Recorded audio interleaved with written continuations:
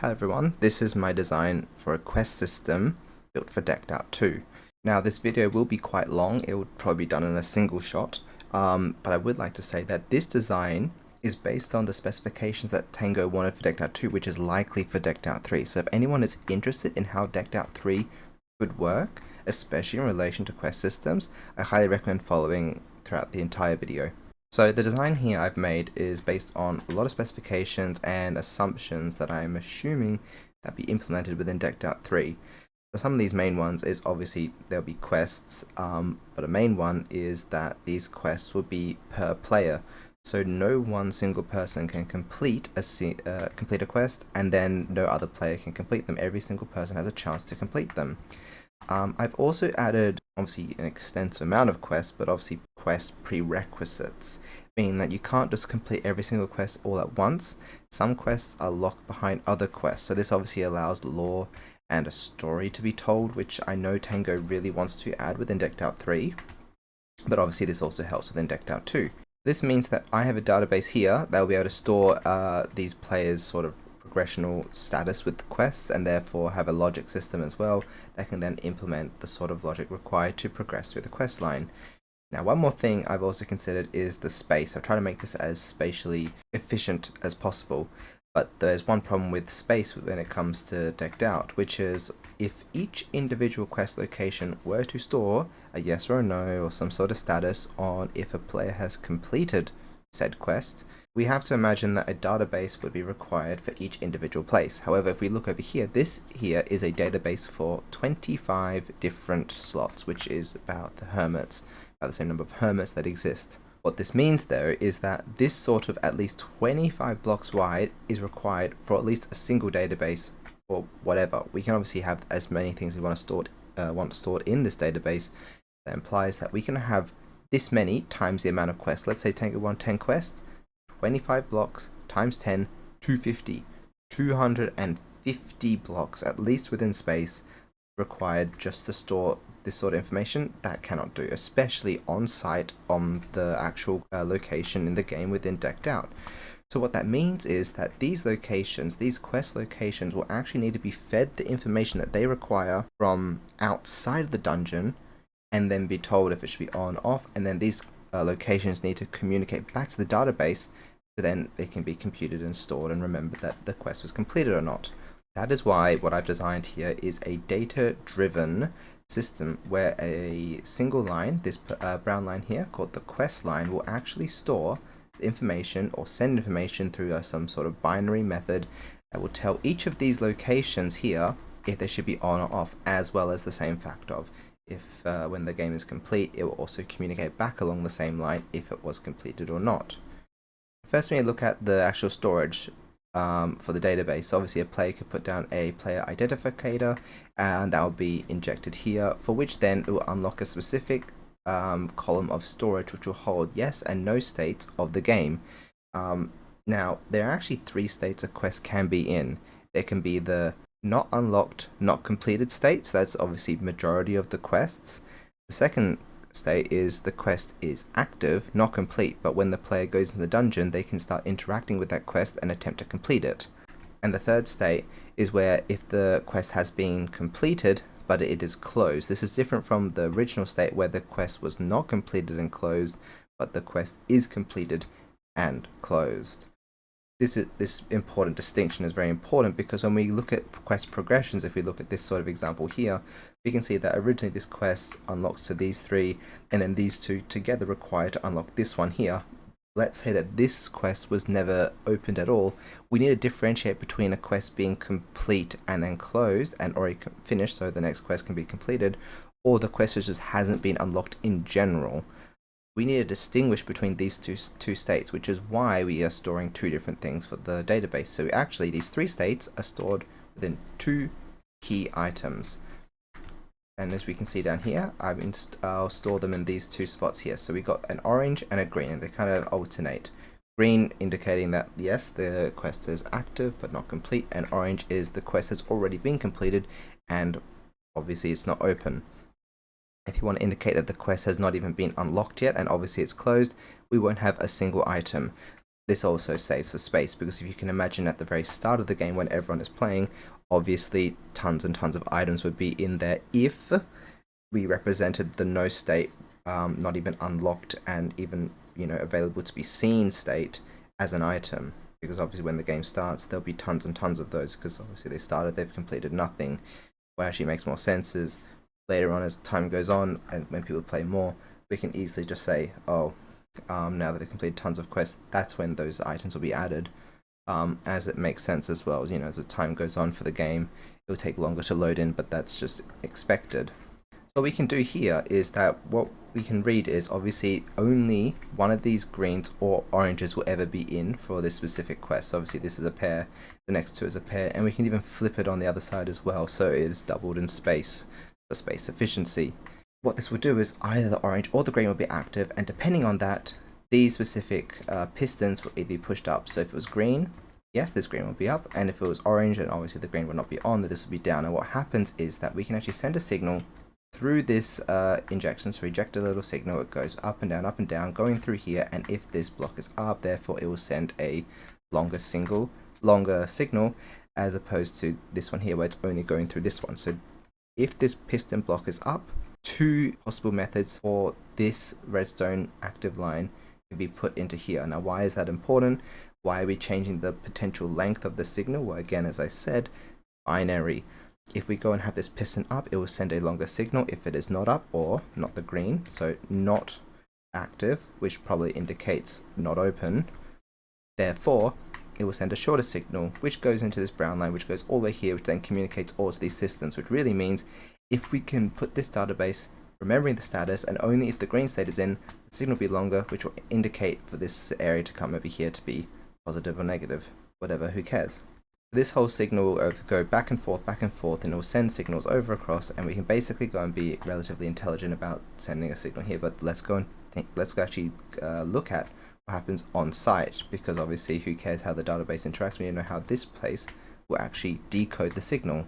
So what we got here is, this is when the game is on. We got the purple line, as we can see there's a couple of items in here. So this dropper has 2 items, this dropper has 3 items, this dropper has 4 items, and what will actually happen is that we'll send signals down this line, and each time it would put an item from the dropper into the hopper, going across this way, and it'll just keep counting until it does its final stick or whatever counter item, and it'll basically count how many times a signal has gone by it, and when it hits the final counter in it, it will actually read the signal and then decode if it is. So what we can do is we send it as a test signal down here, so everything goes from 2 or 3 goes down to 2 1 3 2.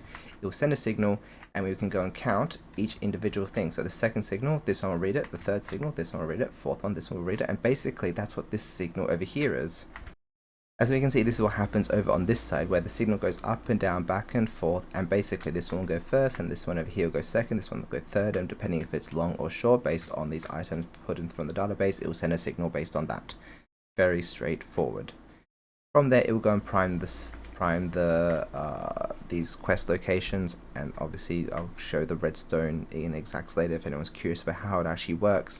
But basically, it will remember if the quest is active based on this little light here shown just below the diamond block. Let's give an example. So if the game is off, it'll reset all these signals so they all turn on, kind of like priming or like resetting this the system, putting all states remembered basically to their default position.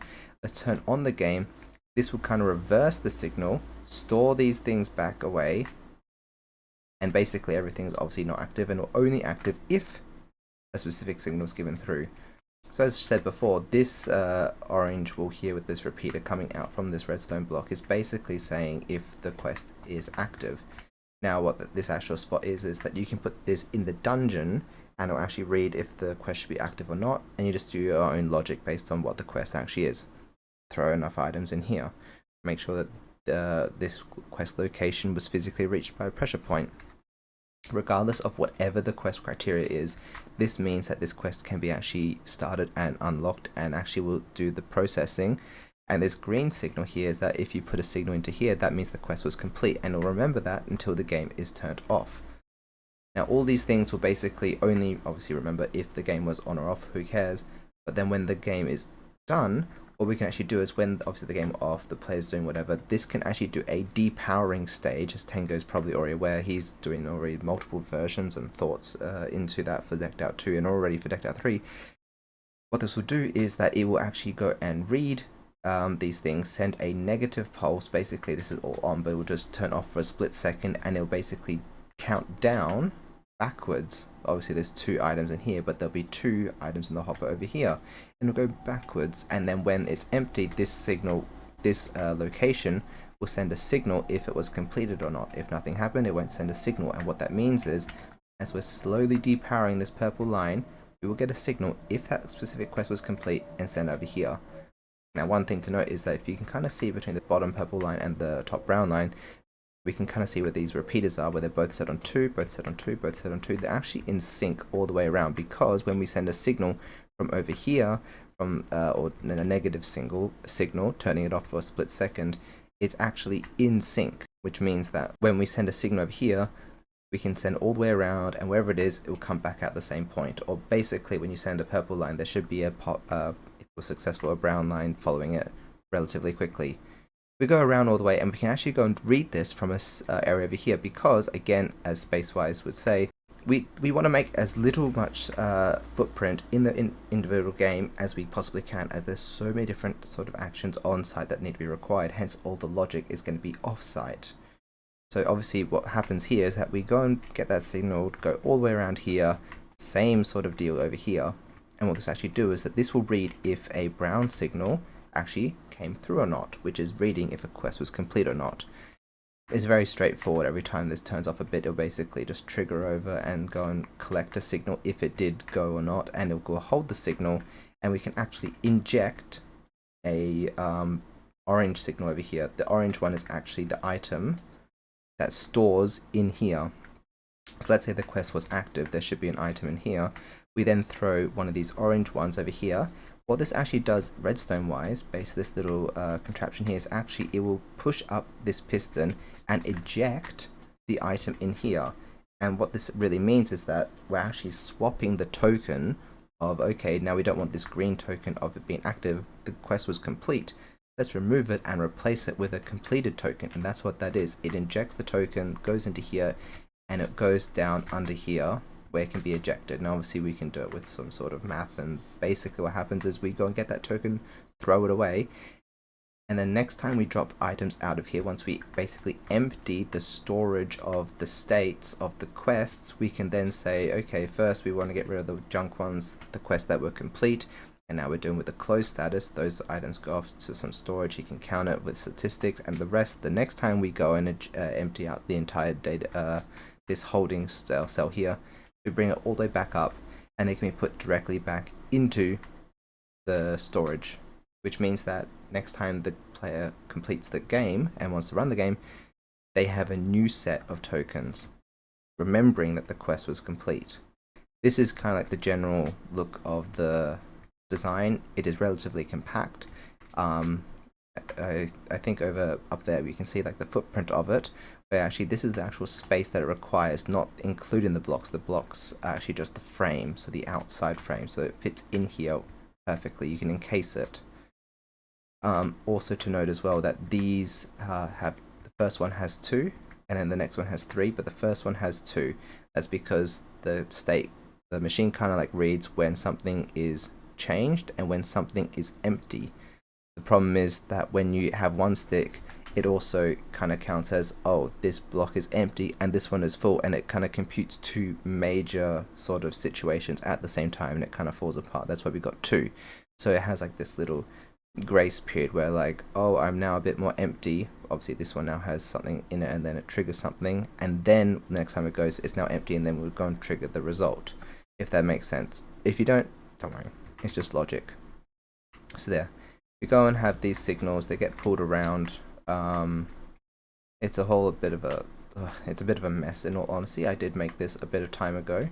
One thing as well is obviously to have these copper bulbs states. Obviously, they're kind of important to note which state they actually are in. Obviously, repeater lengths and readings as well. Now, obviously, there's a mason here. It's meant to be a non-stackable item, but you know, anyone I kind of figure you don't need a mace to be put in here, or else this would never be made. Over here we have like a similar logic where obviously it goes around, we look at things. This obviously is another storage, remembering if the game was completed or not, and obviously out here is whatever you want it to be based on, you know, the specific game stuff. There's also this state here which actually does the resetting of the thing, where if this brown line is turned on completely, everything kind of just resets, which is important because obviously when the game is done, it needs to basically be reset. I'll go through a specific example of how it will go through. So this is basically how the first thing will go. I have like a little injection signal here. So this is actually the lengths of the thing. So I think green is good. So if I do the first one, nothing will actually be read here because we actually transfer a single item across from the left to the right. But the next one will actually start reading specific things. So let's say the first one, we want it to be on. I'm assuming this is the on signal. We should see the first light click on. Now we want the second one. Let's turn that one off, which is already off, but more importantly, let's ignore it. So it goes on for a split second, but you know, it's gone. Let's go off again, and we look for the third one. Should be off. Yeah, and we turn on for the fourth one. Now it's on. So what this is able to do is that when the game is basically being loaded, we can start sending these signals in. It takes a little bit of time, maybe like max 8 seconds for the first couple of quests to kind of be properly primed. But remember as well, when we're talking about in-game, the first couple of quests are probably going to be the main ones that are important, but when you go deeper into the dungeon, it doesn't really matter how long it takes, because the player, it might take a minute for it to load, but the player isn't really going to get down to the deepest levels in 1 minute, and maybe might get to like the second floor max 20 seconds if they really tried, but by that time those quests will be primed. It really only matters to get the early quests done. So yeah, size-wise, I think it's relatively good. It's very flexible in terms of its location. And I think in my other video, I'm actually showcasing it inside the game, as well as the fact that how you actually make it into Decked Out 2. Regardless, I do think that this is sort of the kind of design that Tango Tech will be utilizing within Decked Out 3. We know that obviously has lots of different plans already, and is already leaning towards data-driven stuff, because obviously there's so many different things happening within Decked Out. He needs to have some sort of method to be able to control the amount of data being pulled in and pulled out, and controlling things. It is obviously essential space-wise as well to have all this sort of information and computations done as quickly as possible. That's why I think this sort of method here is not just important just for improving Decked Out 2, but obviously just kind of foreseeing how it could actually be implemented. That is actually kind of one of the main reasons why I am updating Decked Out 2 with all the things that he missed. Obviously, Decked Out 2 was an amazing game, and Decked Out 3 is going to be just as amazing, but the main problem between this is that Decked Out 2 had so many things that were missing. It is hard to test these things if they weren't there. I know that the card system and some of the balancing stuff that was in Decked Out 2 that wants to be in Decked Out 3, I have no fear that that will be perfect, and he's already got data upon data on that. The things that he doesn't have, like quests and the forge, those sort of stuff, I think is where the biggest problems will lie. And the only way that we can find out and make sure that we can basically improve the model and make sure that it's as efficient as possible is by testing it, and that is what I hope to bring forth here. I plan on doing many different things, more balancing, but mostly the things that he wished he would have added.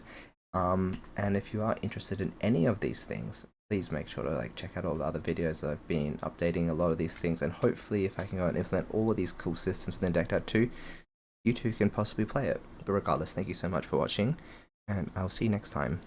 Ciao ciao for now.